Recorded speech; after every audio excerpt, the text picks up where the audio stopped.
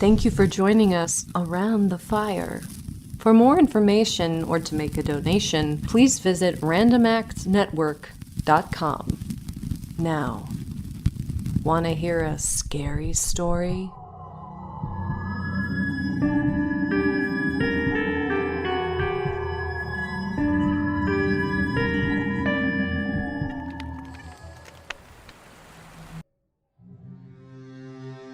On a crisp autumn evening, a young couple named Emily and Mark were driving through the dense woods of northern Michigan. They were on their way to visit his mother, who lived in a quaint, secluded town known for its charm and scenic beauty. Typically, they would have arrived in time for supper, but a series of delays and a late start had caused them to fall behind schedule. As the sun dipped down below the horizon, and darkness began to blanket the landscape, they decided it was best to find a place to stay for the night and continue the journey in the morning. As they navigated the winding road, the headlights of their car flickered across a small, dilapidated house nestled deep in the woods. It looked as though it had been forgotten by time itself, overgrown with vines and shrouded in shadows. Emily squinted through the windshield, her curiosity piqued.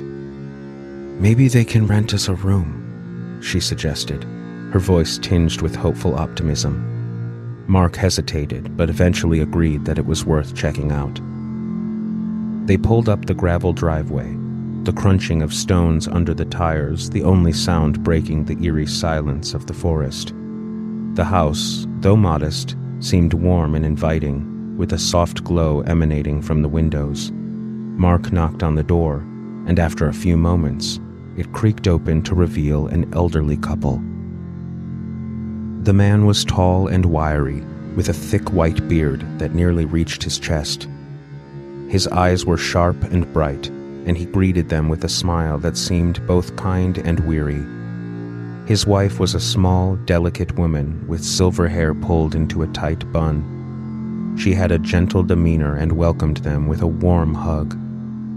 "We don't rent rooms," she said kindly, "but we're happy to have you stay as our guests. We have plenty of space, and we'd enjoy the company." Grateful for their hospitality, Emily and Mark accepted the offer.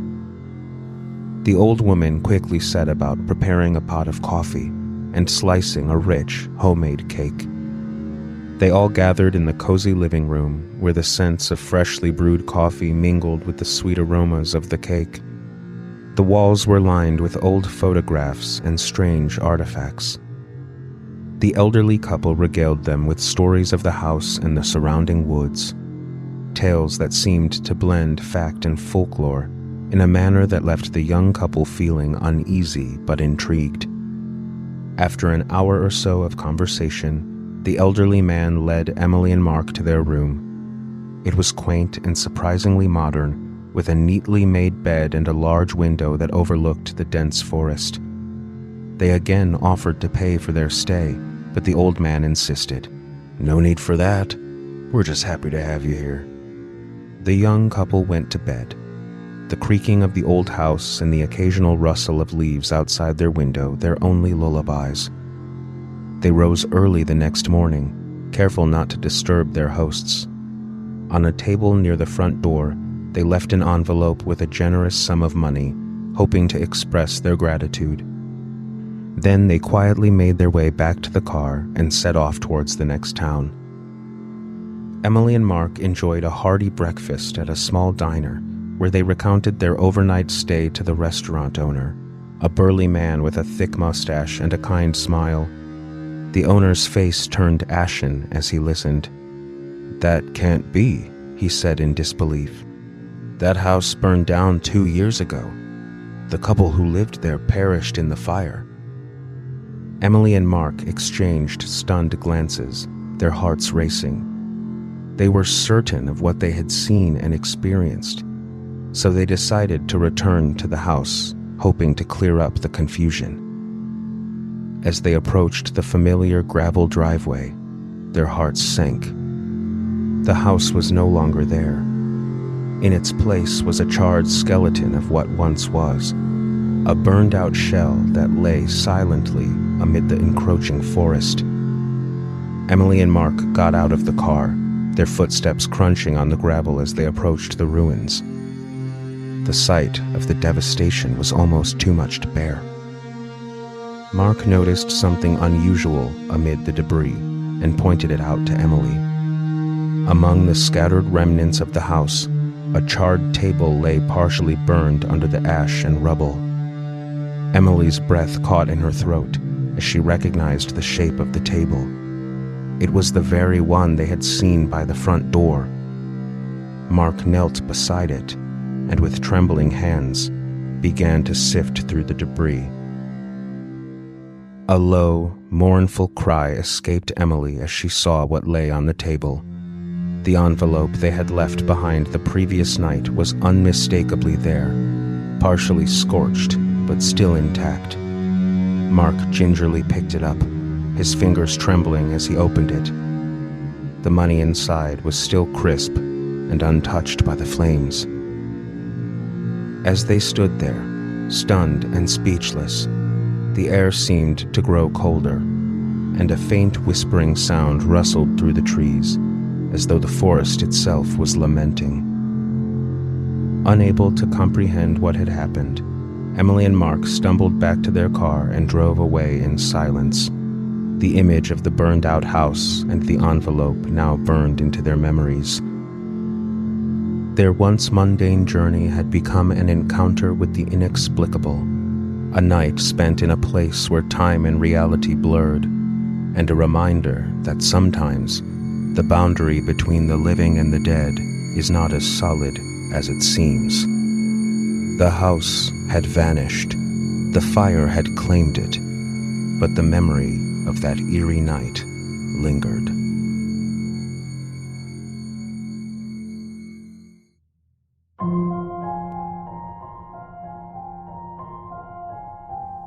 The clutch of pain starts when you open your eyes. It's like your heart is trying to climb out of your body, like it turned into that chest burster in Alien, like a rubber band stretched until it snaps against your lungs. You got good at describing it to doctors back when you still saw them. They all said the same thing: stress angina, not intense enough for prescription tablets. According to them, you should stop the stress to stop the pain. Your shoulders hunch up towards your ears and your spine pulls taut, and that's it. You're awake. The rain is coming down outside. Another great day in Chicago. You live at the beginning of the bus line, so there's always a seat. Only problem is all the people who get on after you. The bus is steamed up with sweat and water after only a couple of stops. A kid presses next to you. A young man? Are you too old to not think of him as a kid? Whatever. He's got badly fitted earbuds and the sound of his sports podcast is leaking all over you. Excuse me. You get jostled by his bony knee as he moves it into your seat, but it's probably accidental. Excuse me. He looks down at you like he just realized you were there. What? He yells over the podcast hosts. You deflate. What's the point of asking him to turn it down or give you room anyway? It's not like he's doing either thing on purpose. He's taller than you. He needs the space. You can put your own headphones on if you don't want to hear his media. Inside your chest, the claws scratch harder. It feels different today. You wonder if it's a throat infection and decide it's not allowed to be. Today, the temp agency has sent you to cover an executive assistant post at a law firm. That means secretarial stuff and probably getting to sit down. It's a good week of work, maybe more if you're lucky. Mindless, busy work. It'll help make rent. That's more than your alleged writing career's ever done. You haven't written anything in 6 months. The temp jobs put your brain through a mesh sieve every day. Nothing's left but pudding. The building's in the Loop, one of the mid-range office blocks whose visual interest is confined to their height. There's a joke somewhere about men in there. Yeah, get that scratching bitch thought out now. You've got to go upstairs and flatter some lawyer's ego. You don't have to mean it, but she'd better believe you do. The temp agency makes a big deal of client feedback, and they already did you a favor taking on someone with an MFA. Neck is getting worse, like the claws in your chest are moving up towards your mouth. Take 3 ibuprofen before you go in. Guzzle them down with black coffee. Did you eat this morning? No. Shit. It's too late. The coffee's already making friends with the lining of your stomach. Turn your handbag so the rip in the flat is against your sweater. Gotta look professional. Shoulders are still hunched up. Try to relax them. Feels like someone's gripping you from behind, but of course no one is. Shit. It's later than you thought. Shit. Run inside. Gotta get to the 10th floor. The middle doors in the elevator bank are already open and the compartment's empty. What a relief. You'll make it exactly on time. Shit. A hand trips the red electronic eye in the doors as they close. Some older guy. He's got gray suit and a blue tie and an iPad the size of Lincoln Park. He's reading the newspaper on it. It's okay. He's pressing 14. You'll get off first. Suit guy looks at his watch as the doors close. Frowns, looks at the elevator keypad. He pulls his ID forward on an elastic lanyard, presses it against the black square above the floor buttons. The keypad lights up as he triggers an override and then resets to no floors selected. He presses 14. "Excuse me," you say politely, reaching forward to press 10 again. "I'm sorry, I'm already late for an important meeting," he says, blocking your hand without looking up from his electronic times. "You can ride down once I get off." You can make a fuss about this, but by the time you've thought of something to say, he's getting off at 14. 10 minutes late, says this week's boss without preamble. She's got a nice office. Lots of little award plaques. You've got a desk in its corner with someone else's family photo on it. Your temp agency usually sends us punctual staff. Don't do it again. When you ask about lunch around noon, she looks at you in disbelief. I expect you to work the job, not the hours. We've got to make up for lost time. Read that subpoena text back to me. You weren't hungry anyway. The pain in your chest is back and too distracting. Gotta get home somehow. There's 6 opioid pain pills in your medicine cabinet from that surgery 2 years ago, back when you had the copywriting job and real health care. The pills are probably still good. Won't help the angina, but they'll get rid of the shoulder pain. You didn't take all of them then because they gave you such weird dreams. But now a bunch of freaky nightmares sounds pleasant compared to your shoulders trying to lift themselves off your torso. The elevator is crowded, and it stops at every floor. Crammed face first against the steel walls, you watch your reflection. There are so many people in the compartment that a pair of bright green eyes looks almost like it's looming over your aching body. The wavery brushed metal makes the eyes look inhuman, the pupils elongated the wrong way, and the skin around them dark gray. But when you manage to look around, everyone in the elevator looks tired and normal. Get home, find the pain pills, and swallow them, with water this time.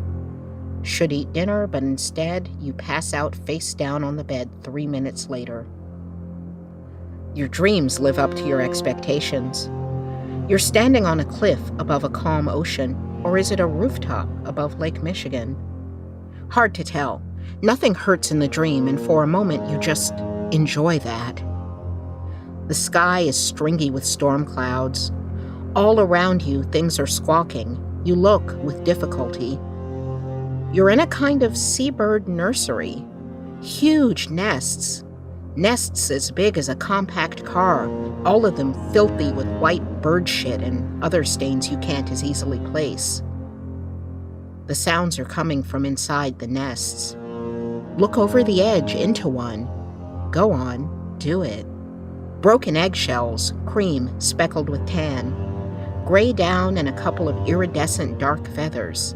In the middle, a single fledgling you know is only half grown, even though it's already the size of a Labrador puppy. Its green eyes wink at you in a face of wrinkled charcoal skin. It opens its hooked yellow beak, squawks again, unhinges its jaw until you can see all the way down its shiny blue throat. It's hungry, of course. You know what to do. The fledgling gurgles as you vomit bile down into its stomach. It clicks with satisfaction when you're done and jumps onto the edge of the nest, clinging on with webbed claws so it can snuggle against your shoulder. It can't fly yet. The feathers on its wings aren't developed enough. Soon, though. The alarm goes off on your phone. Today, the pain in your shoulders is just as bad, but simultaneously also more bearable. The ache is yours as much as your body is. The fluttering feeling in your chest is more reassuring than not. Stroking, not shaking your heart. Maybe the angina's finally going away. It isn't. The asshole with the tablet gets on the elevator with you and pulls his override stunt again. The two of you aren't even late this morning. He's just being a dick. When you realize it, you feel the wings beat violently against your chest. The claws grip harder on the ridge of your shoulders. "That a new secretary?" someone asks your boss that afternoon. "Temporary, thank God," she answers. "The usual girl comes back next week." You look at the pencils on your desk as they talk. A hooked beak no one can see tweaks your earlobe, strops itself on your earrings. Webbed feet clutch and release delicately along your clavicle. This is your imagination. There is nothing riding your shoulders, nothing inside your chest. You excuse yourself, go to the ladies' room and check. Nothing in the mirrors. Nothing moves under your fingers when you pat your shoulders hesitantly. This is some kind of post-opioid hallucination. The fact that it started before you took the damn pills is irrelevant. At leaving time, you squash into the elevator, stare at the green eyes above your steel reflection again. You can see the long snake neck clearly now below them. The bird clacks its evil beak at you reassuringly. Someone else bumps into you as the elevator stops, and their arm goes right through the bird, like it's smoke. Just get home, just get home. Headphones on the bus. Some comedy news podcast, the kind you thought you'd write for. Don't look into the metal poles. Stare out the glass windows. Nothing's reflected in those but your own exhausted face. The bird chirps as you get off. Do an image search on horrible, giant gray bird, hooked beak, webbed feet. It's a cormorant, a giant cormorant. Which is funny because until you looked for it online, you would have sworn you didn't know what that is or even if it was a bird at all. Maybe your subconscious remembered seeing one in a zoo or something. Maybe your mother was scared by one when you were in the womb. Who the fuck knows? The microwave in your studio kitchen is stainless steel. You shine it hard for 5 minutes, take a breath, look into your watery reflection to check your bird identification skills. No cormorant, nothing, just the residual pain in your shoulders where it clutched. For a minute, you're so relieved you feel weightless. Then the shuddering starts again. Wings beating against the inside of your chest. You get a chair, stand on it, look at your breasts in the steel. They're shaking with the force of the bird trapped in your rib cage. As you watch, the thing inside your body travels up until it's out from under your skin. It's leering at you from your shoulders again. 3 pain pills tonight. No dreams, just the dark sound of waves and the distant cries of seabirds. A woman tries to sit next to you on the bus to work. The bird takes one look at her and hisses, snapping at her face. She looks confused. You stare straight ahead, poker-faced. She finds another seat. Nobody sits next to you today, even when the bus fills up. The bird croons in pleasure. Your temporary boss looks surprised when you get up at noon. "Where are you?" "Lunch," you say calmly. Look, what's your name? I don't have time for your bullshit today. Sit back down. I want to hear that deposition again. The bird finally bursts out of your chest and into your whole body. Its beak is your beak, its wings frame your ears. You scream together as 1,000 colors of red you couldn't see before spray across the desk of the woman whose throat you've just ripped apart. Dip into her blood and taste it, your tongue blue. You skipped breakfast this morning. You need to eat before you take the next step. Leave her office, shut the door gently, walk along the hall, claws silent on the carpet. No one's around. Good. That saves time. Get to the elevators, press the up button. You need to get to the roof. When the doors open, there's only one person in it. Your lucky day. It's the dick with the tablet and the override ID. Hold his neck up to the keypad. He has roof access. Better deal with what's left of him on the ride up. No point in wasting food. Just throw the bones up before they scratch your gullet. Don't want indigestion while you're flying. The top of the building is windy. You hop to the edge of the flat roof. Look north over Lake Michigan. There's an electrical storm waiting for you there. And beyond that, the island with the giant cliff-top nests. Stretch out those wings. The fledglings are waiting.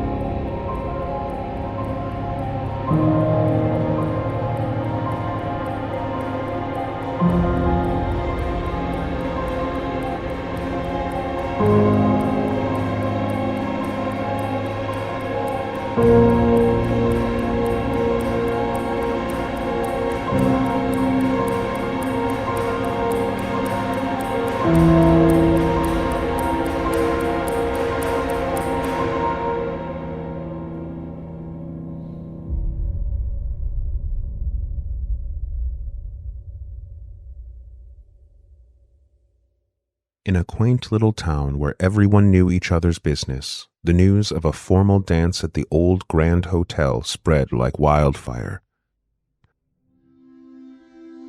The excitement was palpable, and it seemed that no one could talk of anything else. Among those eagerly awaiting the event was a young man named Thomas. Handsome and kind-hearted, Thomas had his eye on a young woman from his school named Clara. Clara was sweet and gentle, but her family was not well off. Despite her modest means, Thomas thought she would be the perfect companion for the dance. And so one afternoon, he presented her with a bouquet of fresh wildflowers, which he'd picked and arranged especially for her. She was overjoyed by the gesture, and even more so to accept his invitation to the dance.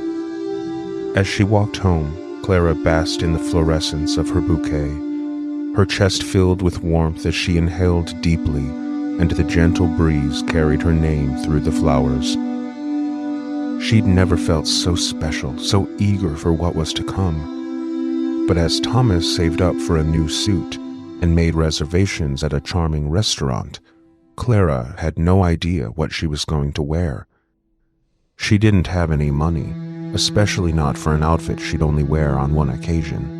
nor did she have any sisters or any friends of a similar size. Clara was fretting about it for days, and her excitement was overtaken by anxiety as the evening of the dance approached. "Maybe you can rent a dress," her mother suggested gently one morning. Clara's face brightened at the idea. Though she was skeptical about finding something elegant enough, she decided to take her mother's advice. There was a pawn shop not far from their home filled with forgotten curiosities, and Clara made her way there, her heart pounding with both hope and trepidation. Inside, the air was thick with the scent of old leather and dust. The shopkeeper, a gruff man with a bushy mustache, eyed her intensely as she browsed through the racks of clothing and trinkets. After what felt like an eternity, Clara's eyes landed on a beautiful white satin evening gown.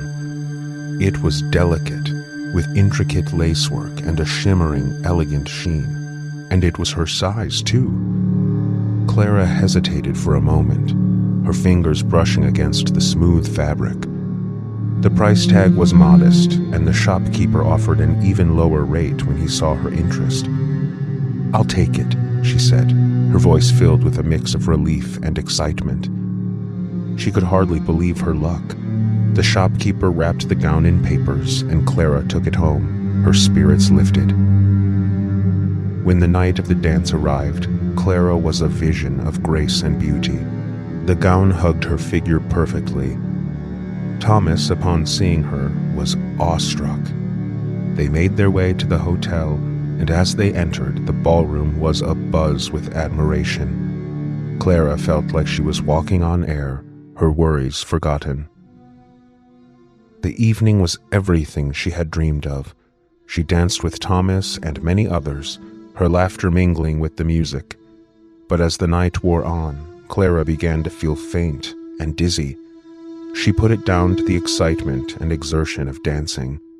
"I think I've danced too much," she told Thomas, her voice barely above a whisper. Concern etched onto his face. He helped her out of the ballroom and into the cool night air. They arrived at Clara's small home, where she went straight to her room. Thomas, though reluctant to leave her, returned to the dance. He promised to check in on her later. Clara lay down in her bed, hoping that a good rest would help her feel better. Morning came, but Clara did not wake. Her mother, frantic with worry, found her daughter's lifeless body in the early hours of the day, cold and unresponsive. Her mother's screams pierced the quiet house, drawing neighbors and Thomas, who had returned to check on Clara. The doctor was called, and he conducted a preliminary examination. He was baffled by the cause of Clara's death and suggested an autopsy to uncover the mystery. The coroner, a meticulous man with a reputation for thoroughness, undertook the task with solemn care. The results were chilling. Clara had been poisoned, but not by any conventional means. The autopsy revealed traces of embalming fluid in her bloodstream, the substance used to preserve bodies, and it was determined that the fabric had contained a lethal amount of the toxic fluid, which soaked into Clara's pores as she danced. The shopkeeper was questioned, and after some prodding, he admitted that the gown had come from an undertaker's helper.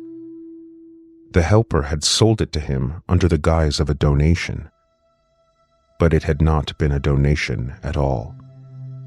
The dress had been worn by a young woman who passed away tragically. The helper stole it just before the woman was buried, hoping to make a quick profit. Thomas was devastated by the news, and Clara's mother was left to mourn her daughter. The pawn shop was closed, and the shopkeeper and undertaker's helper were both arrested, though the damage was already done. The grand hotel where the dance had been became a symbol of sorrow, a place where no one would dare host a joyful event, and eventually it shuttered as well. The story became a cautionary tale whispered by mothers to their daughters. a reminder that dangers can lurk in the most unexpected places. But amidst the grief, a memorial was erected in her honor, a quiet garden where wildflowers bloomed every spring. Though Clara was gone, her memory lived on, not in the haunting silence of an empty ballroom, but in the gentle breeze that carried her name through the flowers.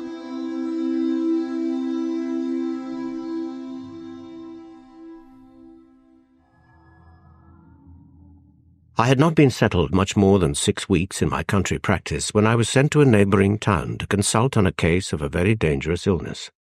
Looking to hire a gig for my return home as cheaply as possible, I sought out an unpretentious inn. The one I found was dingy and quiet, with an old-fashioned sign that had evidently not been repainted for many years past. The landlord was not about making a small profit, and as soon as we came to terms, he rang the yard bell to order the gig. "Has Robert not come back from the errand?" he asked, appealing to the waiter who answered the bell. "No, sir, he hasn't." "Well then, you must wake up Isaac." "Wake up Isaac?" I repeated. "That sounds rather odd. Do your ostlers go to bed in the daytime?" "This one does," said the landlord, smiling to himself in a rather strange way. "And dreams too," added the waiter. "Never you mind about that," retorted his master. "You go and rouse Isaac up. The gentleman's waiting for his gig." "Stop a minute," I interposed.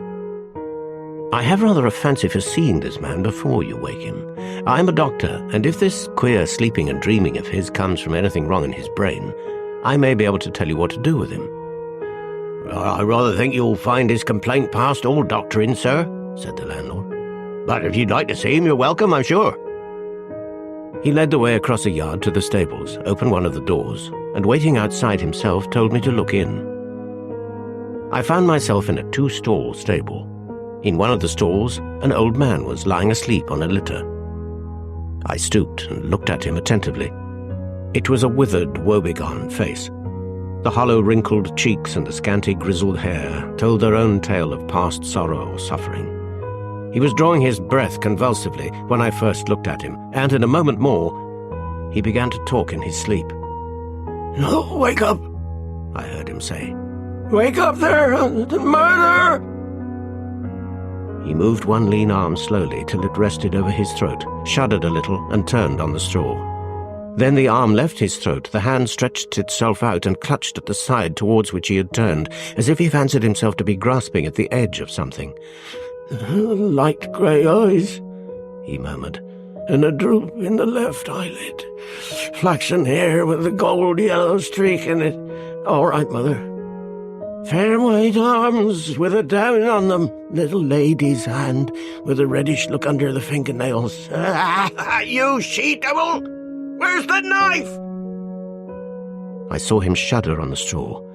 His withered face became distorted, and he threw up both his hands with a quick, hysterical gasp. They struck against the bottom of the manger under which he lay, and the blow awakened him. I had just time to slip through the door before his eyes were fully open and his senses his own again. "Do you know anything about this man's past life?" I said to the landlord. "Yes, sir. I know pretty well all about it," was the answer. "And an uncommon queer story it is. Why, just look at him. Poor devil, he's so worn out with these restless nights he's dropped back into his sleep already." "Don't wake him," I said. "I'm in no hurry for the gig. Wait till the other man comes back from his errand.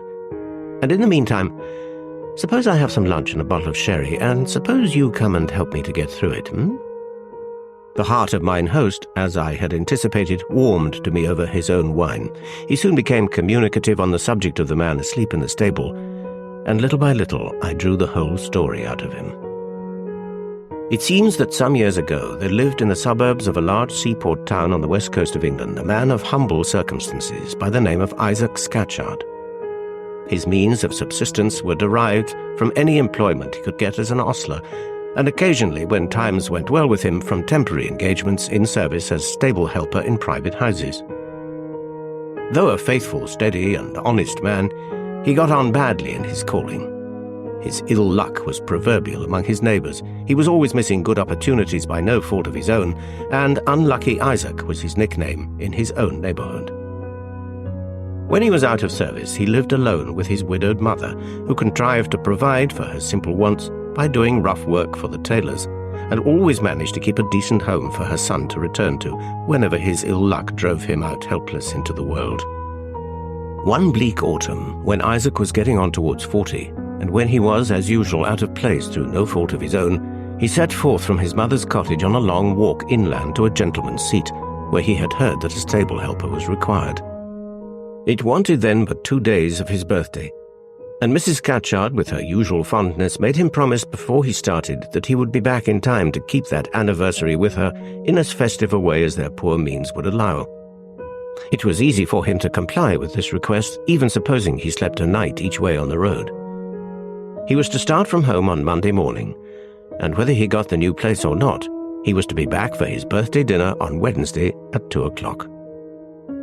Arriving at his destination too late on the Monday night to make application for the stable helper's place, he slept at the village inn, and in good time, on the Tuesday morning, presented himself at the gentleman's house to fill the vacant situation.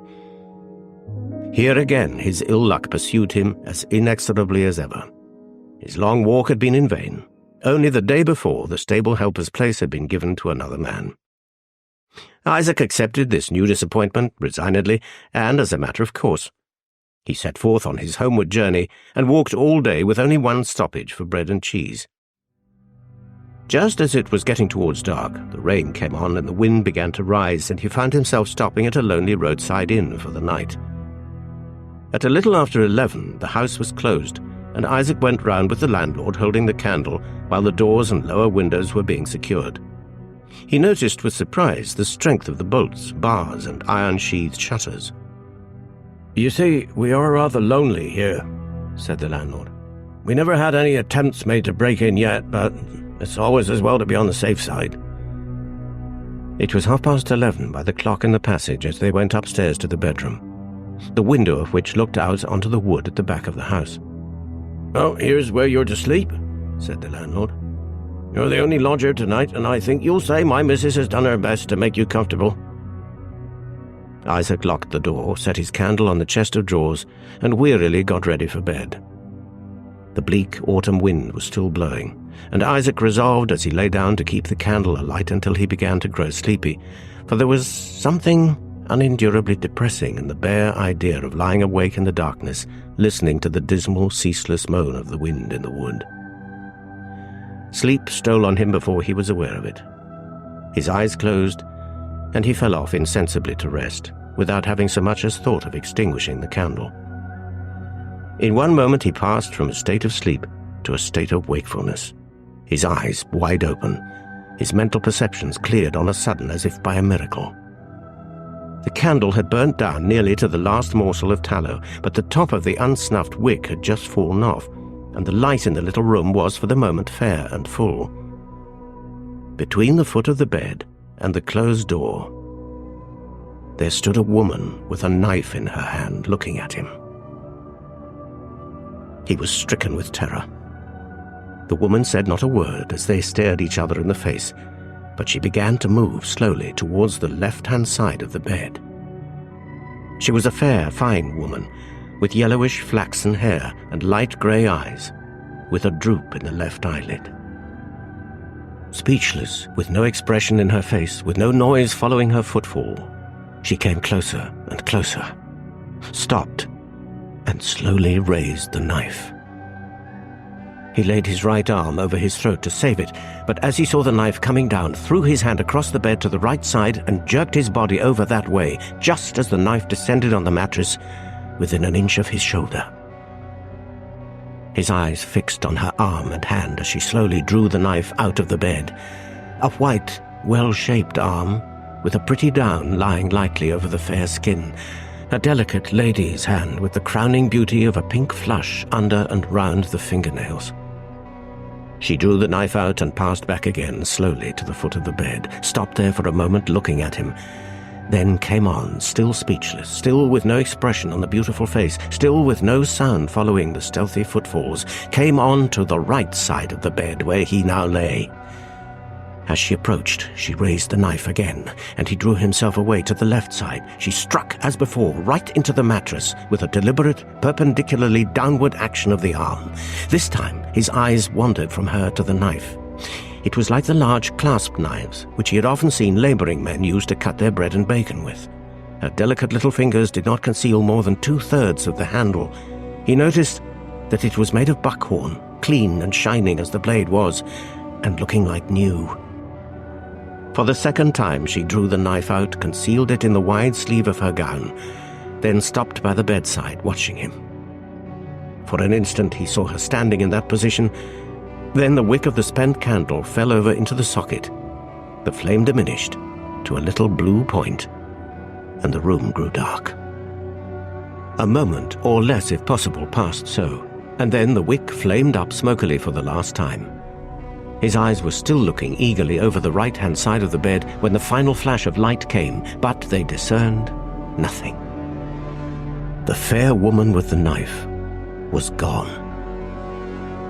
With the dreadful conviction of what he had seen still strong within him, he leapt out of bed and, screaming, "Murder! Wake up there! Wake up!" dashed headlong through the darkness to the door. It was fast locked, exactly as he had left it on going to bed. His cries on starting up had alarmed the house. He heard the terrified, confused exclamations of women. He saw the master of the house approaching along the passage with his burning rush candle in one hand and his gun in the other. "What is it?" asked the landlord breathlessly. Isaac could only answer in a whisper. "A woman with a knife in her hand. In my room. A fair, yellow-haired woman. She jabbed at me with a knife twice over." The landlord looked at Isaac by the flickering light of his candle. "Well, she seems to have missed you twice," he said.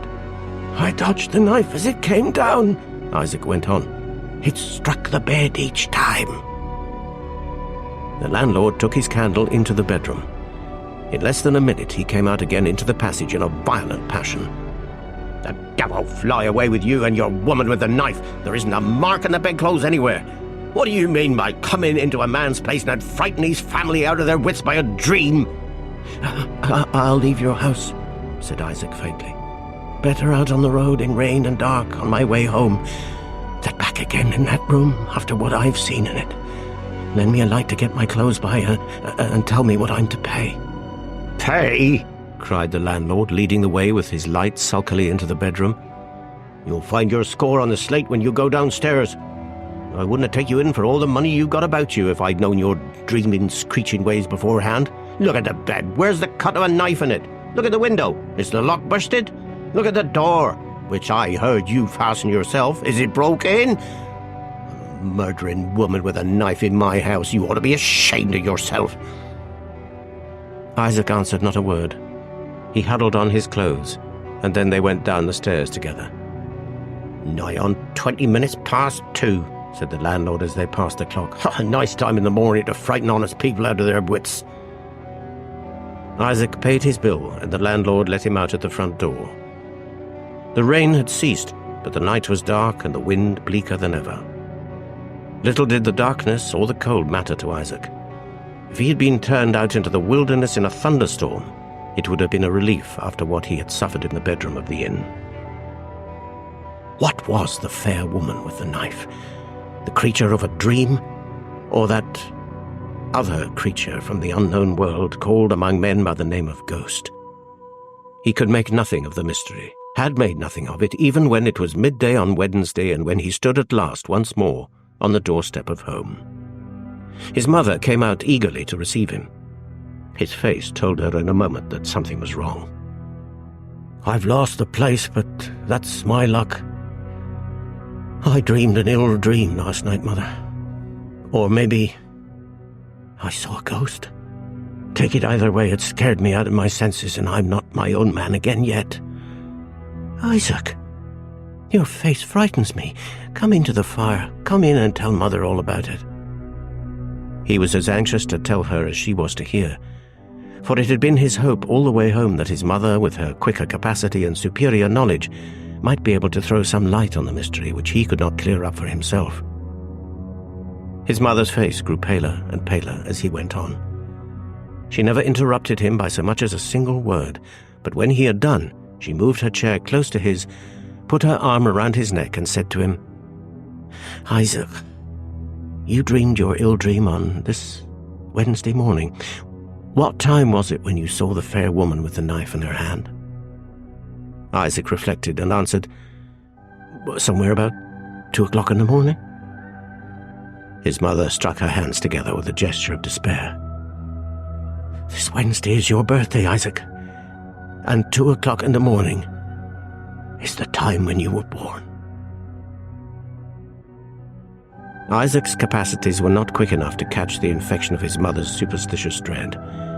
He was amazed and a little startled also when she suddenly rose from her chair, opening her old writing desk, took pen, ink, and paper, and then said to him, "Your memory's but a poor one, Isaac, and now I am an old woman. Mine's not much better. I want all about this dream of yours to be as well known to both of us years hence as it is now. Tell me over again all you told me a minute ago when you spoke of what the woman with the knife looked like." Isaac obeyed, and marveled much as he saw his mother carefully set down on paper the very words that he was saying. "Light grey eyes," she wrote, "with a droop in a left eyelid, flaxen hair with a yellow gold streak in it, white arms with a down upon them, little lady's hands with a reddish look about the fingernails, clasp knife with a buckhorn handle that seemed as good as new." Mrs. Scatchard added the year, month, day of the week, and time in the morning when the woman of the dream appeared to her son. She then locked up the paper carefully in her writing desk. Neither on that day nor on any day after could her son induce her to return to the matter of the dream. She obstinately kept her thoughts about it to herself and even refused to refer again to the paper in her writing desk. Ere long, Isaac grew weary of attempting to make her break her resolute silence, and time gradually wore out the impression produced on him by the dream. He began by thinking of it carelessly, and he ended by not thinking of it at all. This result was the more easily brought about by the advent of some important changes for the better in his prospects.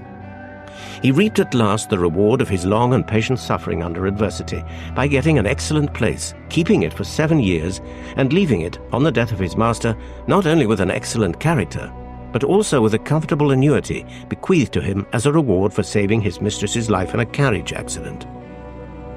Thus it happened that Isaac Scatchard returned to his old mother 7 years after the time of the dream at the inn, with an annual sum of money at his disposal, sufficient to keep them both in ease and independence for the rest of their lives.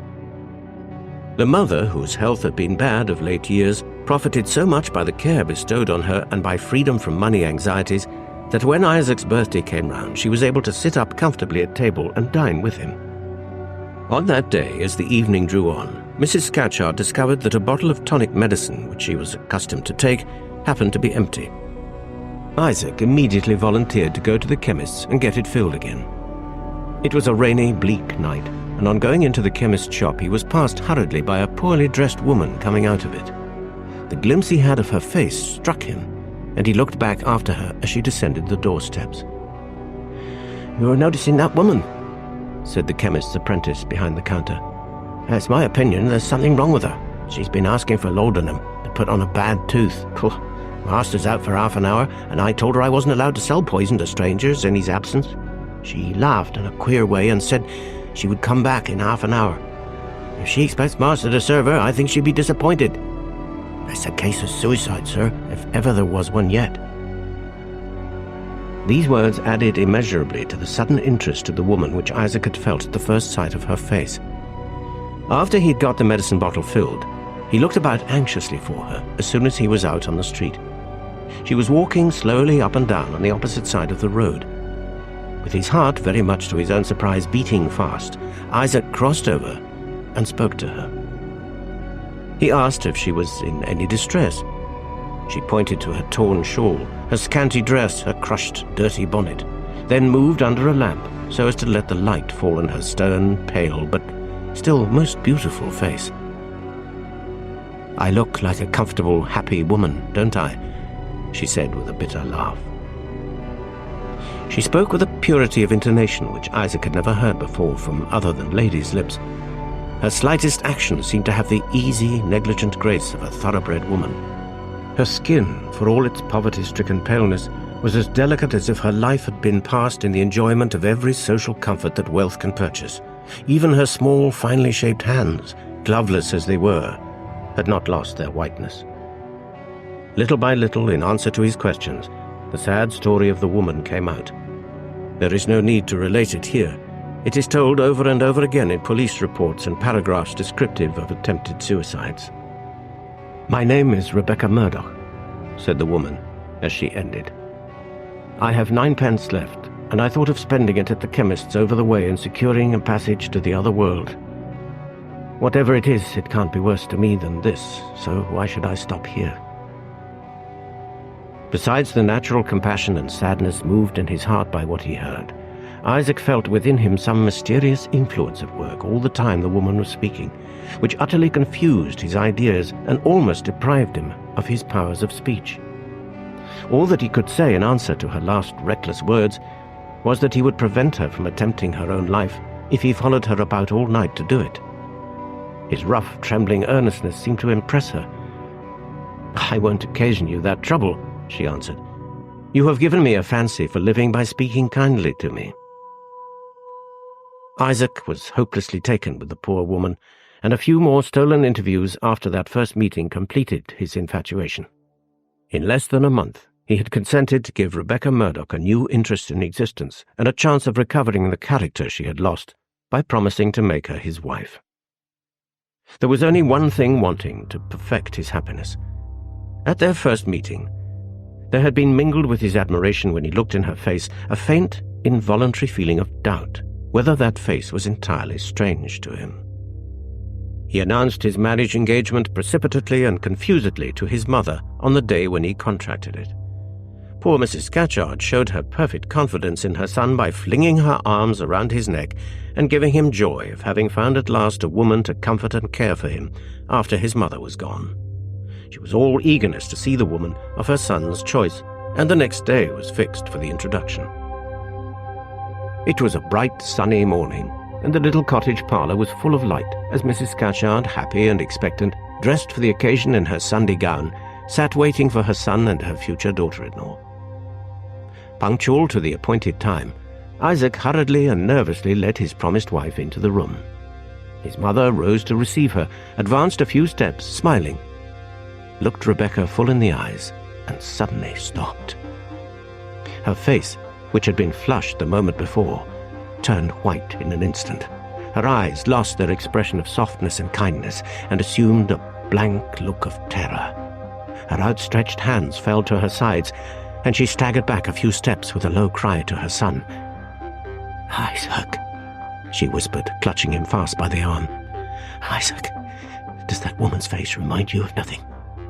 Before he could answer, before he could look round to where Rebecca stood, astonished and angered by her reception, his mother pointed impatiently to her writing desk and gave him the key. "Open it," she said in a quick, breathless whisper. "What does this mean? Why am I being treated as if I had no business here?" asked Rebecca angrily. "Open it, and give me the paper in the left-hand drawer. Quick, quick, for heaven's sake," said Mrs. Scatchard. Isaac gave her the paper. She looked it over eagerly for a moment, then followed Rebecca, who was now turning away haughtily to leave the room, and caught her by the shoulder, abruptly raised the long, loose sleeve of her gown, and glanced at her hand and arm. Something like fear began to steal over the angry expression on Rebecca's face as she shook herself free from the old woman's grasp and left the room. Isaac was hastening after her when his mother turned and stopped him. "Light grey eyes," she said, "a droop in the left eyelid, flaxen hair with a gold streak in it, white arms with a down on them, little lady's hands with a reddish look under the fingernails. The dream woman, Isaac, the dream woman." The faint, cleaving doubt which he had never been able to shake off in Rebecca Murdoch's presence, was fatally set at rest forever. He had seen her face then before, 7 years before, on his birthday, in the bedroom of the lonely inn. "Be warned. Oh, my son, be warned. Isaac, Isaac, let her go, and do you stop with me?" Something darkened the parlor window as those words were said. A sudden chill ran through Isaac, and he glanced sidelong at the shadow. Rebecca Murdoch had come back. She was peering in at them over the low window blind. "I have promised to marry, Mother," he said. "And marry I must." 3 weeks after that day, Isaac and Rebecca were man and wife. Although after that first interview in the cottage parlor, no consideration could induce Mrs. Scatchard to see her son's wife again, or even to talk of her when Isaac tried to plead her cause after their marriage. After some quiet months of married life, Isaac found his wife altering towards him. She grew sullen and contemptuous. She began drinking, and little by little, after the first miserable discovery that his wife was keeping company with drunkards, the shocking certainty forced itself on Isaac that she had grown to be a drunkard herself. He had been in a sadly despondent state for some time before the occurrence of these domestic calamities. His mother's health was failing fast, and he upbraided himself in secret as the cause of the bodily and mental suffering she endured. When to his remorse on his mother's account was added the shame and misery occasioned by the discovery of his wife's degradation, he sank under the double trial. His face began to alter fast, and he looked what he was, a spirit-broken man. His mother, still struggling bravely against the illness that was hurrying her to the grave, was the first to notice the sad alteration in him, and the first to hear of his trouble with his wife.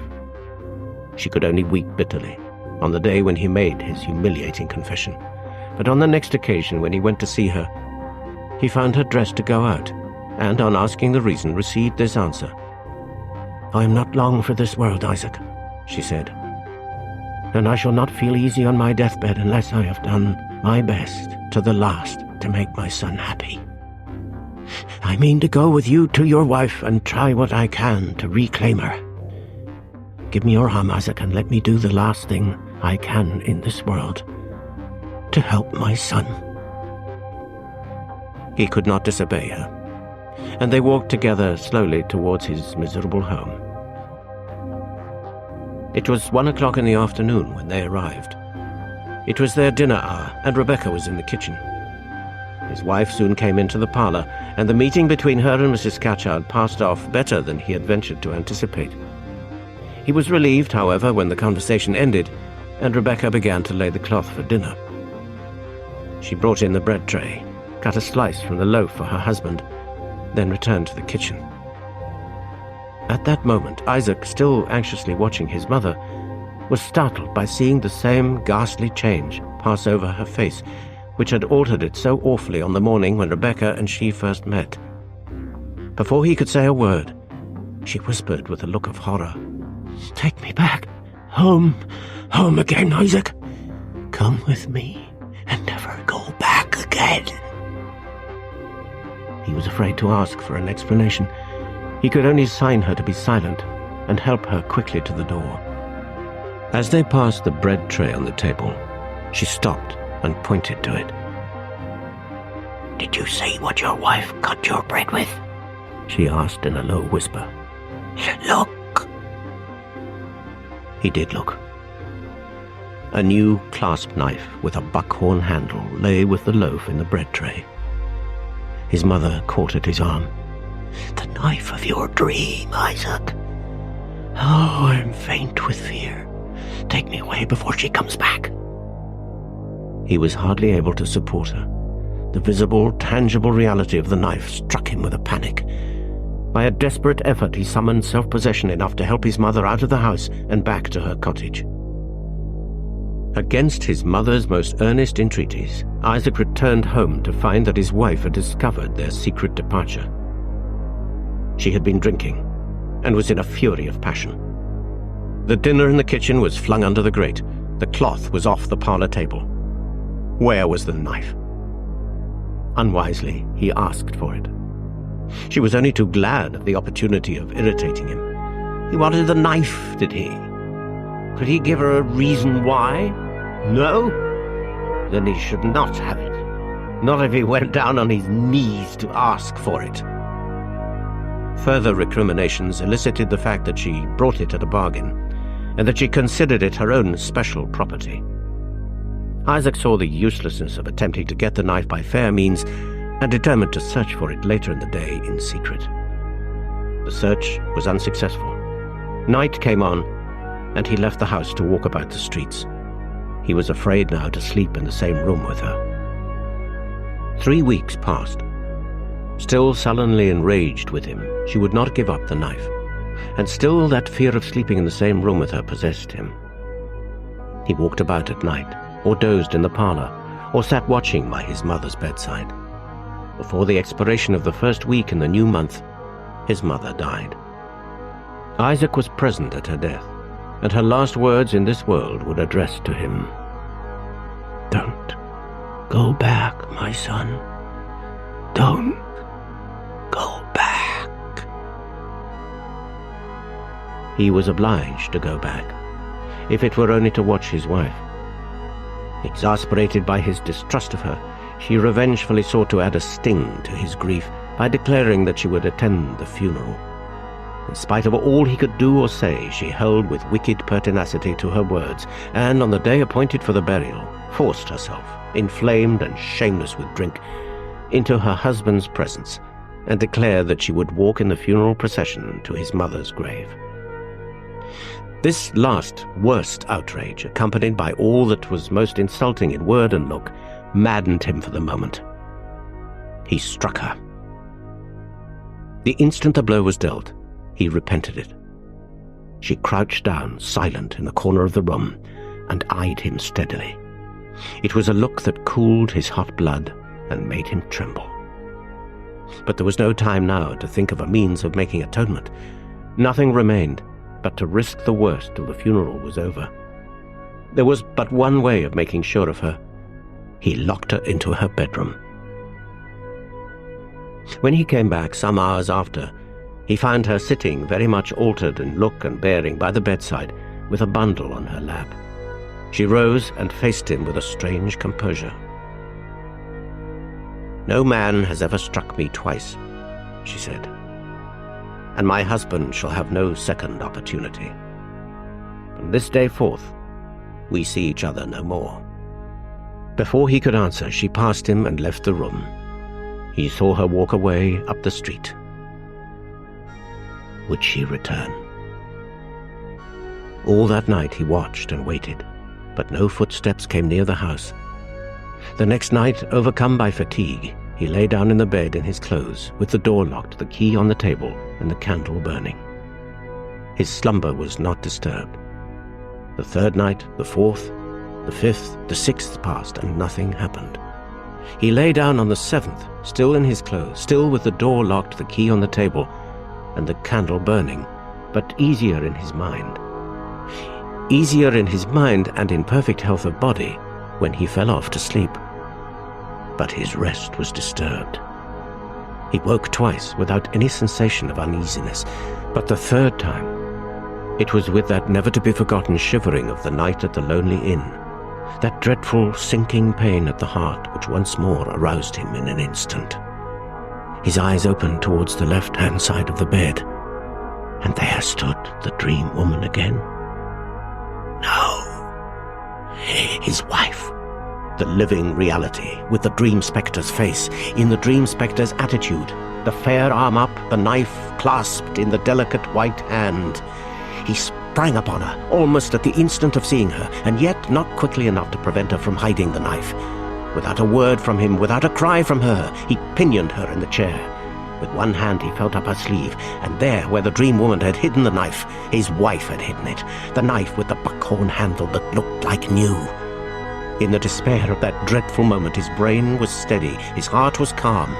He looked at her fixedly with the knife in his hand and said these last words: "You told me we should see each other no more, and you have come back. It is my turn now to go, and to go forever. I say that we shall see each other no more, and my word shall not be broken." He left her and set forth into the night. There was a bleak wind abroad, and the smell of recent rain was in the air. The distant church clocks chimed the quarter as he walked rapidly beyond the last houses in the suburb. He asked the first policeman he met what hour that was of which the quarter had just struck. The man referred sleepily to his watch and answered, 2 o'clock. 2 in the morning. What day of the month was this day that had just begun? He reckoned it up from the date of his mother's funeral. The fatal parallel was complete. It was his birthday. Had he escaped the mortal peril which his dream foretold, or had he only received a second warning? As this ominous doubt forced itself on his mind, he stopped, reflected, and turned back again towards the city. He was still resolute to hold his word and never to let her see him more. But there was a thought now in his mind of having her watched and followed. The knife was in his possession. The world was before him. But a new distrust of her, a vague, unspeakable, superstitious dread had overcome him. "I must know where she goes, now she thinks I have left her," he said to himself as he stole back wearily to the precincts of his house. It was still dark. He waited outside, never losing sight of the house till daylight. Then he ventured indoors, listened, and heard nothing. Looked into the kitchen, scullery, parlour, and found nothing. Went up at last into the bedroom. It was empty. Whither had she gone? No mortal tongue could tell him. The darkness had covered her flight, and when the day broke, no man could say where the light found her. Before leaving the house and the town forever, he gave instructions to a friend and neighbour to sell his furniture for anything that it would fetch, and to apply the proceeds towards employing the police to trace her. The directions were honestly followed, and the money was well spent, but the inquiries led to nothing. At this part of the narrative, the landlord paused, and turning towards the window of the room in which we were sitting, looked in the direction of the stable yard. "So far," he said, "I tell you what was told to me. The little that remains to be added lies within my own experience.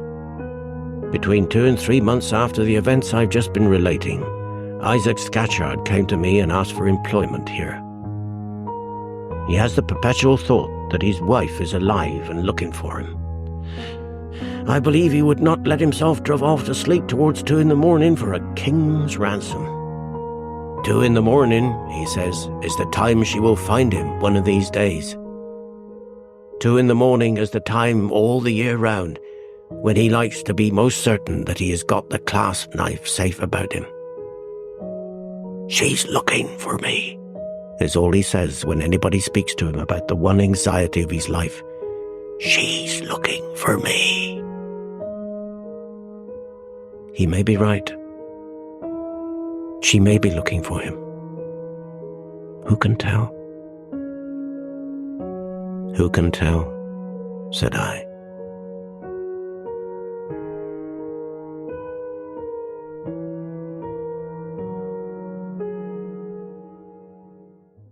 She's looking for me.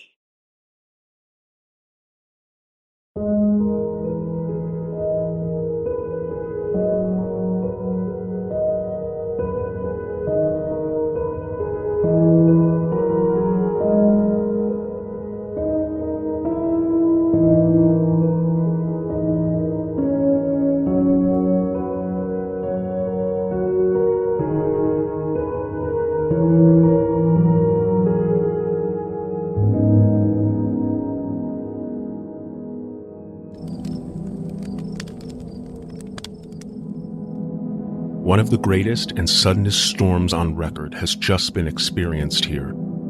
It was foretold by an old fisherman who had for half a century kept watch of the weather from the East Cliff. More than one captain made up his mind that his boat would remain in the harbor till the storm had passed. There was a lovely sunset, and the wind fell away entirely during the evening. By midnight, there was a dead calm, a sultry heat, and the approach of thunder.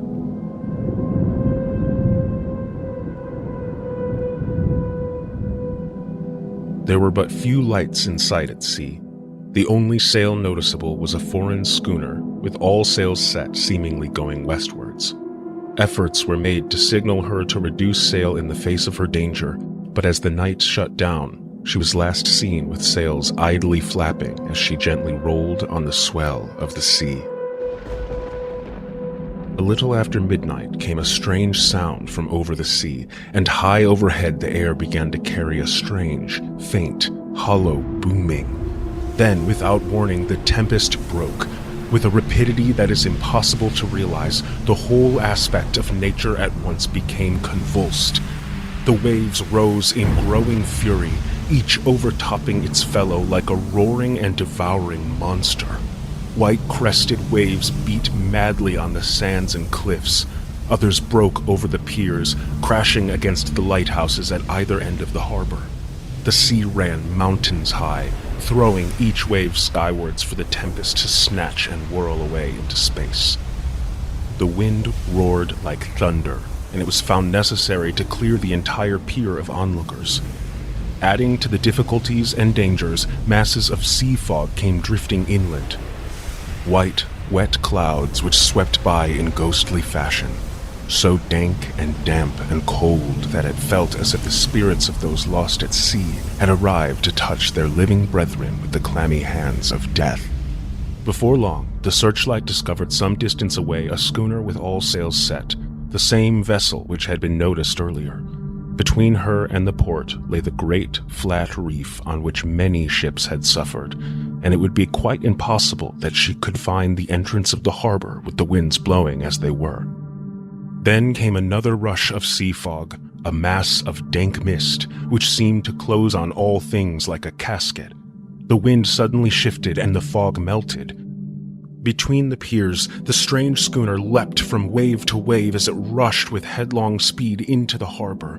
The vessel drove up onto the sand and the top hammer came crashing down. A shudder ran through all who watched as it came to view.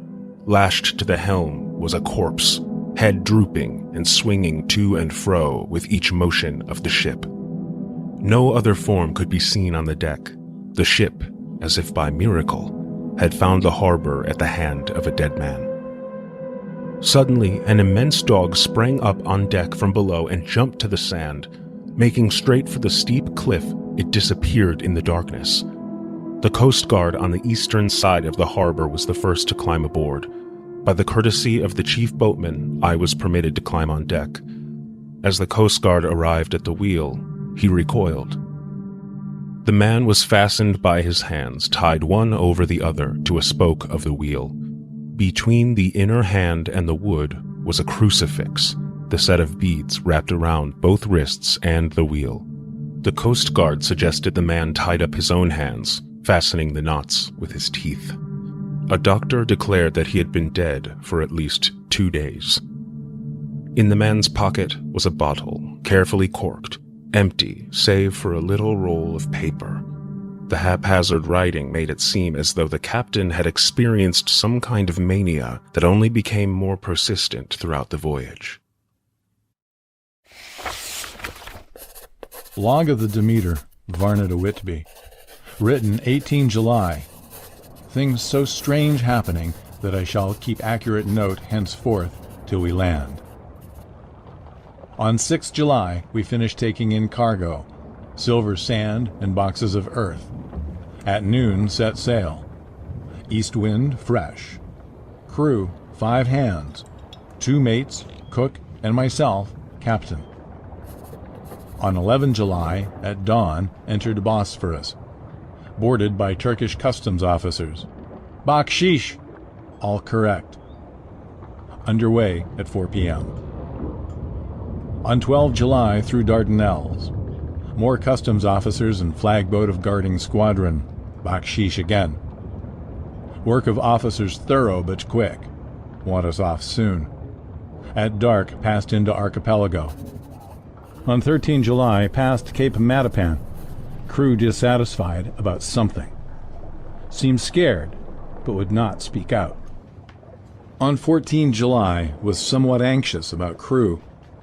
Men, all steady fellows who sailed with me before. Mate could not make out what was wrong. They only told him there was something, and crossed themselves. Mate lost temper with one of them that day and struck him. Expected fierce quarrel, but all was quiet. On 16 July, Mate reported in the morning that one of the crew, Petrovsky, was missing. Could not account for it. Took larboard watch 8 bells last night. Was relieved by Amramov, but did not go to bunk. Men more downcast than ever. All said they expected something of the kind, but would not say more than there was something aboard. Mate getting very impatient with them. Feared some trouble ahead. On 17 July, yesterday, one of the men, Olgarin, came to my cabin and in an awestruck way confided to me that he thought there was a strange man aboard the ship. He said that in his watch he had been sheltering behind the deckhouse as there was a rainstorm, when he saw a tall, thin man who was not like any of the crew come up the companionway and go along the deck forward and disappear. He followed cautiously, but when he got to the bows found no one, and the hatchways were all closed. He was in a panic of superstitious fear, and I'm afraid the panic may spread. To allay it, I shall today search the entire ship carefully from stem to stern. Later in the day, I got together the whole crew and told them, as they evidently thought there was someone in the ship, we would search from stem to stern. First mate angry. Said it was folly, and to yield to such foolish ideas would demoralize the men.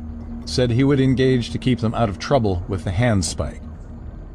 I let him take the helm, while the rest began a thorough search, all keeping abreast with lanterns. We left no corner unsearched. Men much relieved when search over, and went back to work cheerfully. First mate scowled, but said nothing. 22 July. Rough weather last 3 days, and all hands busy with sails, no time to be frightened. Men seem to have forgotten their dread. Mate cheerful again, and all on good terms. Praised men for work in bad weather. Past Gibraltar and out through straits. All well. 24 July. There seems some doom over this ship. Already a hand short and entering the Bay of Biscay with wild weather ahead, and yet last night another man lost. Disappeared. Like the first, he came off his watch and was not seen again. Men all in a panic of fear sent a round robin, asking to have double watch as they fear to be alone. Mate angry. Fear there will be some trouble, as either he or the men will do some violence. 28 July. 4 days in hell, knocking about in a sort of maelstrom and the wind a tempest. No sleep for anyone. Men all worn out. Hardly know how to set a watch, since no one fit to go on. Second mate volunteered to steer and watch, and let men snatch a few hours' sleep. Wind abating, seas still terrific, but feel them less as ship is steadier. 29 July. Another tragedy. Had single watch tonight as crew too tired to double. When morning watch came on deck, could find no one except steersman. Raised outcry and all came on deck. Thorough search, but no one found. Are now without second mate and crew in a panic. Mate and I agreed to go armed henceforth and wait for any sign of cause. 30 July, last night. Rejoiced we are nearing England. Weather fine, all sails set. Retired, worn out, slept soundly. Awakened by mate telling me that both man of watch and steersman missing. Only self and mate and 2 hands left to work ship. 1 August. 2 days of fog and not a sail sighted. Had hoped when in the English Channel to be able to signal for help or get in somewhere. Not having power to work sails, have to run before wind. Dare not lower, as could not raise them again. We seem to be drifting to some terrible doom. Mate now more demoralized than either of men. His stronger nature seems to have worked inwardly against himself. Men are beyond fear, working stolidly and patiently with minds made up to worst. They are Russian, he Romanian. 2 August, midnight. Woke up from few minutes' sleep by hearing a cry, seemingly outside my port. Could see nothing in fog. Rushed on deck and ran against mate. Tells me he heard cry and ran, but no sign of man on watch. One more gone. Lord help us. Mate says we must be past Straits of Dover, as in a moment of fog lifting he saw North Foreland, just as he heard the man cry out. If so, we are now off in the North Sea, and only God can guide us in the fog, which seems to move with us, and God seems to have deserted us. 3 August. At midnight I went to relieve the man at the wheel, and when I got to it found no one there. The wind was steady, and as we ran before it there was no yawing. I dared not leave it, so shouted for the mate. After a few seconds he rushed up on deck in his flannels. He looked wild-eyed and haggard, and I greatly fear his reason has given way. He came close to me and whispered hoarsely with his mouth to my ear, as though fearing the very air might hear. "It is here. I know it now. On the watch last night I saw it. Like a man, tall and thin and ghastly pale. It was in the bows and looking out. I crept behind it and gave it my knife, but the knife went through it, empty as the air." And as he spoke, he took the knife and drove it savagely into space. Then he went on. "But it is here, and I'll find it. It is in the hold, perhaps in one of those boxes. I'll unscrew them one by one and see. You work the helm." And with a warning look and his finger on his lip, he went below. There was springing up a choppy wind, and I could not leave the helm. I saw him come out on deck again with a tool chest and lantern and go down the forward hatchway. He is mad, stark, raving mad, and it's no use my trying to stop him. So here I stay and mind the helm and write these notes. I can only trust in God and wait till the fog clears. Then, if I can't steer to any harbor with the wind that is, I shall cut down sails and lie by, and signal for help. It is nearly over now. Just as I was beginning to hope that the mate would come out calmer, for I heard him knocking away at something in the hold, and work is good for him, there came up the hatchway a sudden, startled scream which made my blood run cold. And up the deck he came, as if shot from a gun, a raging madman with his eyes rolling and his face convulsed with fear. "Save me! Save me!" he cried, and then looked around on the blanket of fog. His horror turned to despair, and in a steady voice he said, "You had better come to, Captain, before it is too late. He's there. I know the secret now. The sea will save me from him, and it's all that is left." Before I could say a word or move forward to seize him, he sprang on the bulwark and deliberately threw himself into the sea. I suppose I know the secret too now. It was this madman who had got rid of the men one by one, and now he has followed them himself. God help me. How am I to account for all these horrors when I get to port? Will that ever be? 4 August. Still fog, which the sunrise cannot pierce. I know there is sunrise because I'm a sailor. Why else I know not. I dared not go below. I dared not leave the helm, so here all night I stayed, and in the dimness of the night I saw it. Him. God forgive me, but the mate was right to jump overboard. It was better to die like a man. To die like a sailor in blue water, no man can object. But I'm captain, and I must not leave my ship. But I shall baffle this fiend or monster, for I shall tie my hands to the wheel when my strength begins to fail, and along with them I shall tie that which it, dare not touch. And then, come good wind or foul, I shall save my soul and my honor as captain. I am growing weaker, and the night is coming on. If he can look me in the face again, I may not have time to act. If we are wrecked, mayhap this bottle may be found, and those who find it may understand. If not, well then all men shall know that I have been true to my trust. God and the Blessed Virgin and the saints help a poor, ignorant soul trying to do his duty.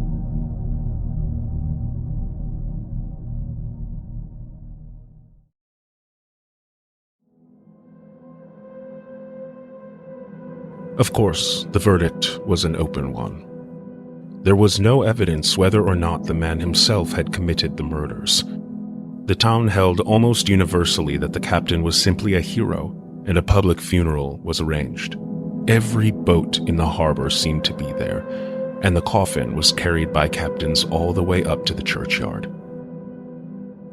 One morning, a large mastiff belonging to a coal merchant nearby was found dead in the roadway. Its throat was torn away, and its belly was slit open as if by savage claws.